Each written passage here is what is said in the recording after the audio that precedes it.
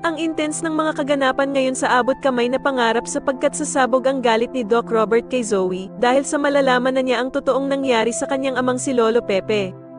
Dito nga ay wala nang takas si Zoe dahil sa magpa-positive ang resulta ng kanyang fingerprint sa naiwang gamit kung sa naaksidente si Don Pepe.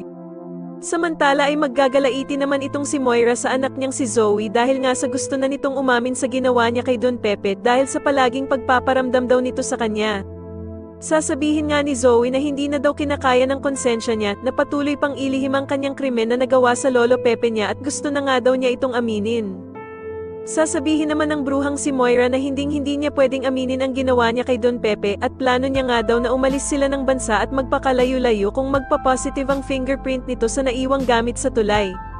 Samantala ay madadagdagan naman ang ebidensya na nakita ni Police Gonzaga dahil sa makikita nga nito ang kabiyak ng sapatos ni Zoe.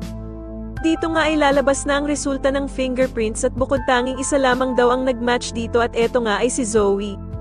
Sa kabilang banda naman dahil sa naging resulta ng fingerprints ay maiisipan ni Moira na lumabas ng bansa at magpakalayo-layo kung saan sila hindi makikita ng mga pulis. Samantala ay meron namang makakakita ng kabiyak na sapato ni Zoe kaya naman ay mas lalong madidiin na siya ang may kasalanan sa pagkaaksidente ni Din Pepe.